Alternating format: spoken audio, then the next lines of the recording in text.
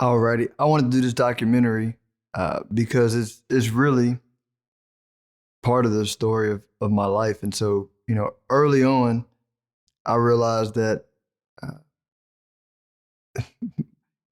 I learned it in basketball. I was a point guard, and they would do full court press, and I was just terrible in the press. Like I could not handle pressure uh, at all, and so when I ended up getting to college and going on my next journey.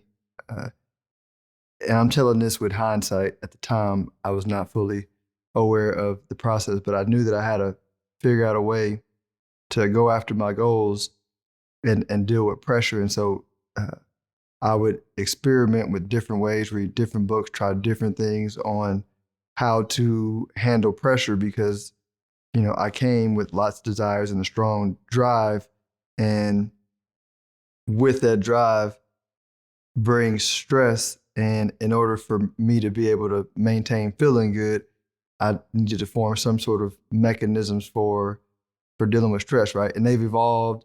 Some worked well, some didn't work so well, and I'm still always learning new things. And so I thought this documentary might be good to uh, kind of go on the journey with me as I'm always exploring new different ways to find uh, to improve my mental health and relaxation. Because I think at least me, I used to think of the word like I didn't have a word for what I was doing, but mental health has a connotation that it's something wrong with you, right? We think mental health associates with there's something wrong, but I think of mental health more like I think about just health in general or love or wealth, right? It's an ever expanding thing, right?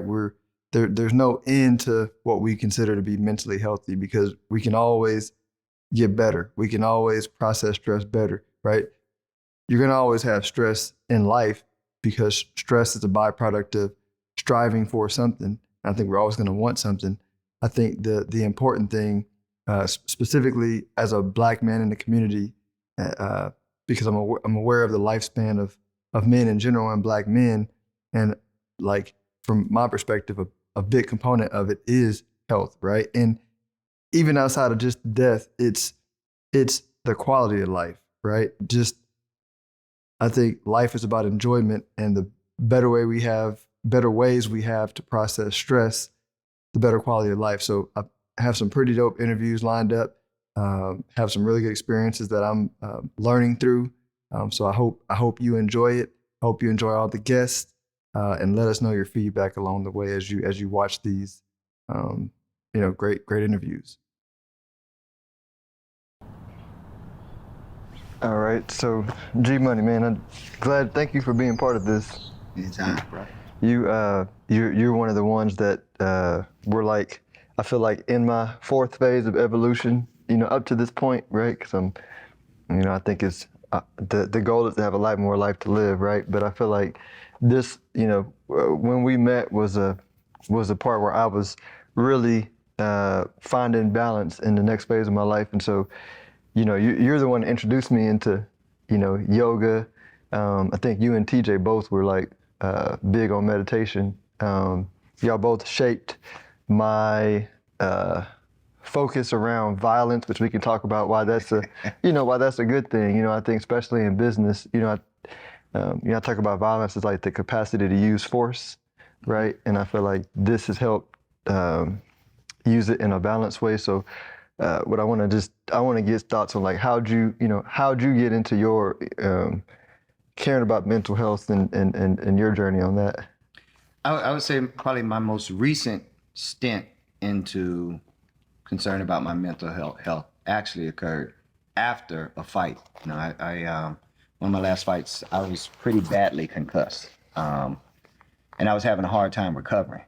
My symptoms had gotten so bad, I was having symptoms like what they call phantom smells. It's basically the brain tricks you into believing you smell something that's not there. I would literally walk into the gym 6 o'clock in the morning and I would smell Marlboro Light cigarettes, like I was been at the club all night or something. And nobody had been here. My brain tricked me so much that I'm literally looking around the gym for who's in here smoking. at 6 a.m. Nobody's here but me. And I really had a hard time recovering as a result. I was doing all the things I was supposed to. I was seeing doctors. I was dealing with my electrolyte imbalances or balances. I was doing PT drills and things to help recover from the concussion, and I wasn't. And so finally, I decided to look inward. I recognized a long time ago that our bodies want to heal themselves. They want to be in homeostasis. And most often when they're not, it's because we're in the way. And that's the only thing I could think, because I was doing everything I was supposed to get better. So I started focusing more on the mental side of things, getting myself mentally out of the way. And a lot of it, that's what was going on. I went so far as to actually take a trip to Hawaii seeking out a spiritual healer. And basically what they did with me was about my mental health, about me mentally putting myself in a space where my body could heal. And once I started to really understand that, I dived more into it. I started, really looking deeper and deeper into meditation, performing my own practice, creating my own morning routine when I wake up in the morning so that I can set myself up for success through the day. Again, that's part of taking care of your mental health, putting yourself in the best place where you can move forward or be the best version of yourself.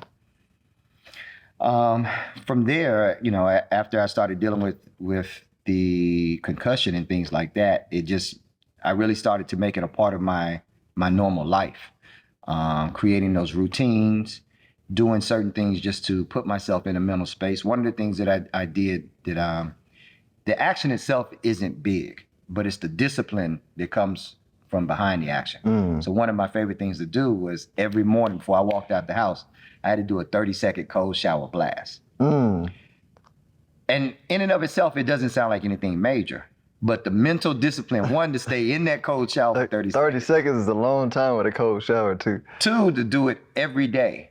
So the consistency that comes behind it, what you're building it, just like we build muscle through repetition, it's the same thing with the brain. We have to train our brain. I've heard it said often, and I like to say it. We are not our thoughts. We have all these random thoughts processing through our head all day long, and they can range from good to bad or whatever. And when you're hearing these things, it's easy to start believing it. So if you start to train your mind like a muscle, you're going to get the results you want quicker, faster, and stronger. So yeah, no, I like, and I feel like that's how we I sensed that in your spirit, like when we first met, and it's funny you said that, because I was just telling somebody, I try to detach my awareness, which I feel is neutral, from my expression. You know what I'm saying? Like at any given moment of time, if you annoy me, I'm going to express annoyance. And then people go, wow, how do you not judge yourself? Because that was an expression. Like that was an expression based on how I felt in a moment in time. My awareness is perfect. My awareness is neutral. You know what I'm saying? I feel like that's... It very much is like that. I call it being mindful. Taking in, even this moment we're in right now, there are ways to be mindful. Even though we're having this conversation, I can be mindful of that tractor or whatever noise that is I hear in the background. I can be mindful of this bag swinging over here to my left where I'm hearing those clicks and creaks. And so what I'm really doing is taking in the full moment that I'm immersed in. Both us right here, this camera going, whatever it is, being mindful of my surroundings and how that shapes and molds the moment that I'm in. You get what I'm... No, and I feel like when you just said that, and this is like just conversation that's coming to me as I was going, because I was writing about like just my journey of life, right, and where I got right now. And I feel like, I was a smart kid, pretty, awkward. I had, both my parents around, so I was confidently awkward. Well, as confident as you can be when you're awkward. But it really wasn't until like high school where I developed my personality, meaning like I was a nerd, but I can play sports, so I was cool enough, so I attracted enough friends to make me comfortable. So I didn't feel the need to like act outside of myself to get friends. So I was comfortable with my flaws, you know what I mean? Like from a personality standpoint. And in college, my personality grew full blown, and all the stuff that comes with exploring a full blown, super confident personality And then work, right? I feel like business helped me with mental discipline, built more into it. But I feel like, this phase of my life, especially with fighting, right? And this is what I'm getting to. When I started fighting and we were training, you were my coach, my trainer, for my second fight, and really for the bulk of my journey now. I feel like fighting like leveled me up. You know what I mean? Yes. Because when you sell stuff, you have to confront your inner demons because of you have to move through all that resistance. Your own thought process. Yeah. And then when I did my podcast and you're putting yourself out there, that's a different level. But then when you're managing your feelings through violence, when somebody's trying to like take you out, you're having to be calm. And you're having to be calm. Yeah, I mean, it's a whole different level of awareness necessary to move through it. Yeah. I mean, what are your thoughts on that? I think one of the best things you can do is immerse yourself in martial arts training, particularly a martial art that deals with combat. We've heard Joe Rogan say it very often. Fighting is often, it's like high-level chess with human bodies and dire consequences. So that's what you have to think of it like. It shouldn't be rock'em sock'em. It shouldn't be a brawl. It should be a mental warfare going on where you're trying to enforce or impose your will on another human being. And we're using our weapons to do that. We're using our hands, we're using our kicks, we're using elbows and our knees. And I think one of the best things you can do is learn to discipline your mind in order to do that. If you can control your mind, your thoughts, your emotions, your feelings, then you're going to be in a much better position to take advantage of your opponent in a ring or in an actual altercation. Mm-hmm. So absolutely. Yeah, and it really helped me with I call it phase 3 when I learned this from my thoughts. One of my favorite books was Think and Grow Rich, and it was like thoughts are things, right? Mm-hmm. And intellectually, like, you understand that. And then when you get in, and then when you are, and I'm applying it to fighting because I think it's important, and it's just more entertaining maybe to some of the business, but it's like, when you get hit and it hurts, and then you acknowledge that it hurts for too long, it starts attracting all kind of like negative thoughts, right? And then and you either reverse the momentum of those negative thoughts, or you get beat by somebody who probably shouldn't be beating you. I mean, it really, it's all mental, you know what I mean? Because I've been in rounds with guys that have way more experience than me, but just the capacity to learn to acknowledge the momentum of my thoughts moving in the wrong direction and reverse that. Mm-hmm.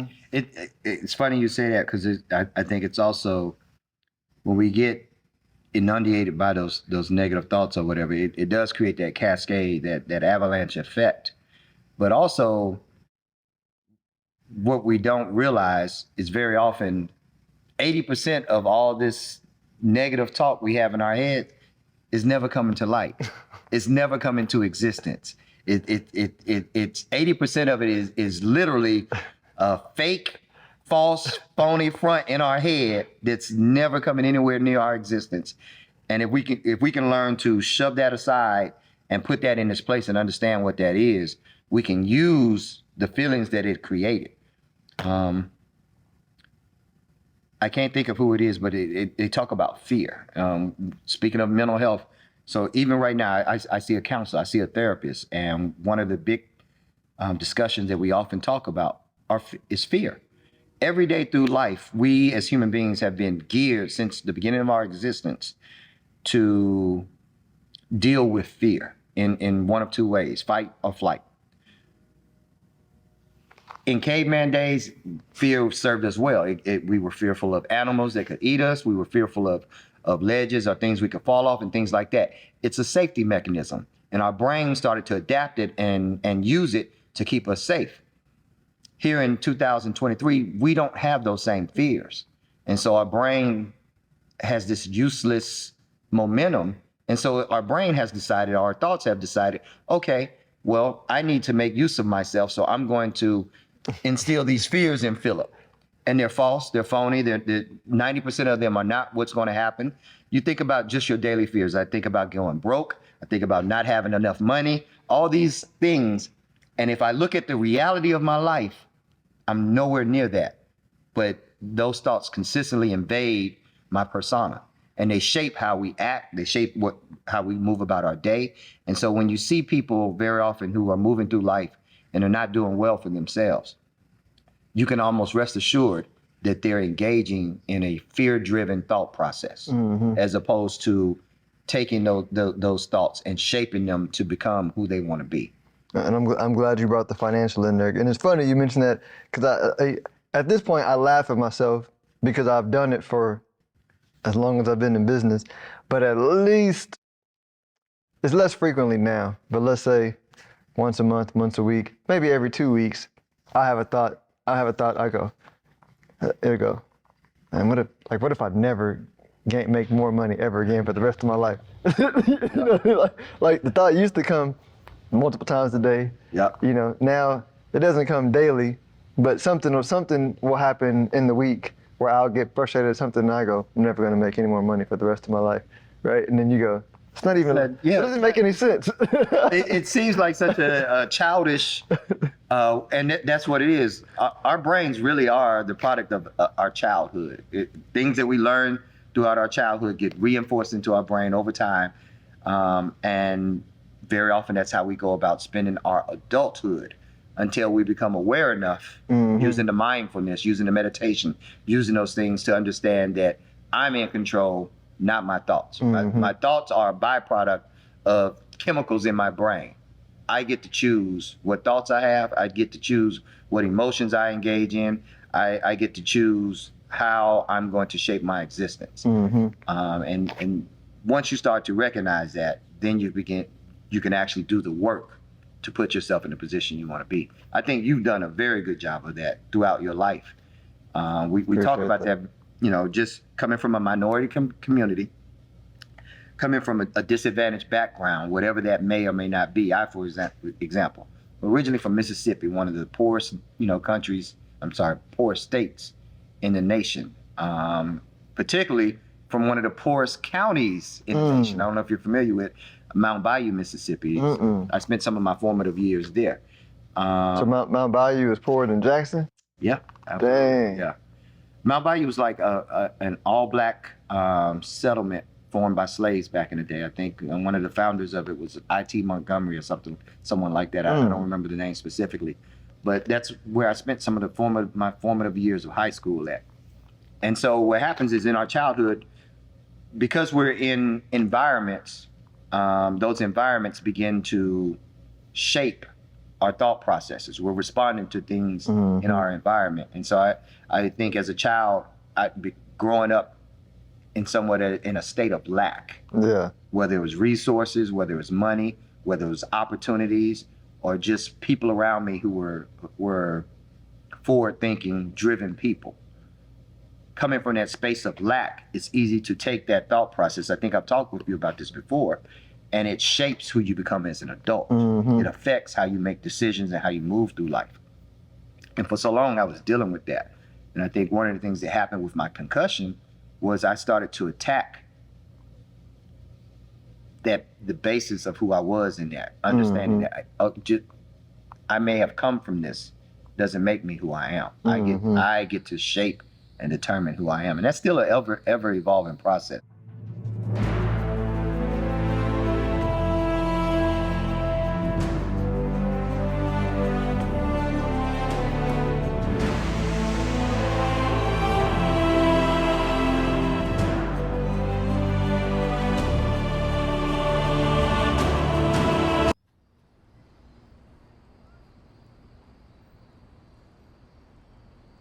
I definitely appreciate the investment you've had in my life. Thank you.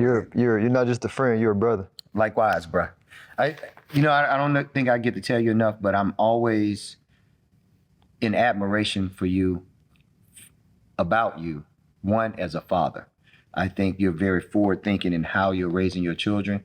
And that means a lot to me as a father as well, because I think I tend to look at family dynamics, especially in Black families, and the lack of a father figure. And so when I see a great father figure, I'm always proud and happy. But I especially admire and am inspired by you in the way that you're raising your sons, in the way that you're teaching them how to think for themselves, how to rationalize and make decisions based upon their thought process and not be influenced by things going on around them, not allowing their environment to dictate to them who they have to be. So I'm really grateful for you in that, man. I appreciate that. Well, one more point that came up when you said that, I think it'll be helpful, and then we can wrap up. Because when you said it, I was like, yeah, that is what you do as a coach. I mean, so, because in this phase of my life, right, you think of greats, and you think of Kobe Bryant, and you think Kobe Bryant, not until he retired I think Kobe Bryant would have developed into a great coach after he retired and he became softer. But Kobe as a player, he was not going to be a great coach. Yeah. You know what I'm saying? Would have ran everybody off. Right, yeah, because he just did. And I feel like, phase one was me learning my power. Phase two was me learning to balance my power. Phase three was me focusing my power, right? And then this phase is similar to what you do as a fight coach, is helping awaken the power in others, right? Because for so long, like, the power was just in me, and I use it, and I'd be like, what do you mean? Like, you don't, like, you can't, you don't, like, apply discipline. Like, you say you know what I mean? Like, you say you want this goal, be disciplined. Like, I don't understand that. Just do it. Yeah, just do it. You know what I'm saying? And now this is the phase of my life where probably having kids helped. I mean, just a lot of different factors. And when I was open to it, I attracted people like you, like other friends in my life who were softer in a good way, to open me up. And it's helped in all relationships, my marriage and my friendships, just being soft and helping to, what's the word? Because it's a thin line, because you don't want to sympathize with your fighters, right? Because when you sympathize, you're like, you acting like a weakling, and I'm not going to meet you there. I'm going to be here, and I'm going to call you to this higher level. Yep. Where you're capable of being and where you should be. Mm-hmm. Yeah. Yeah. But I mean, like, what's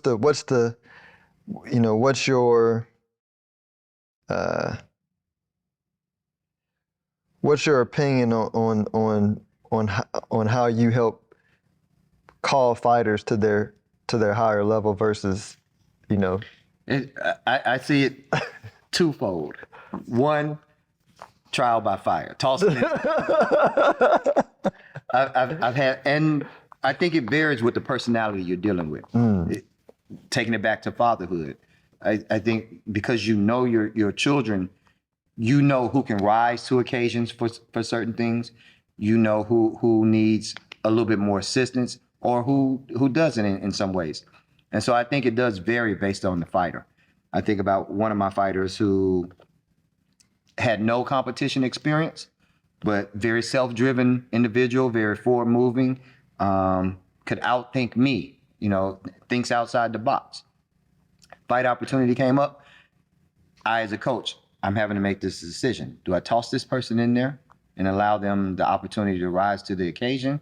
Or do I back off and get this person to a state where I feel they're comfortable? And at the end of the day, I'm charged with helping someone along their journey. And so based on that individual I'm dealing with, my thought process was, if I'm here to help this person with their journey, then I need to put them in a position where they can make the calls themselves. So, of course, having those conversations with them, telling them what I think they're capable of or more, and setting them up for success by giving them those opportunities, whether it's a fight, whether it's the opportunity to train, or whatever the case may be.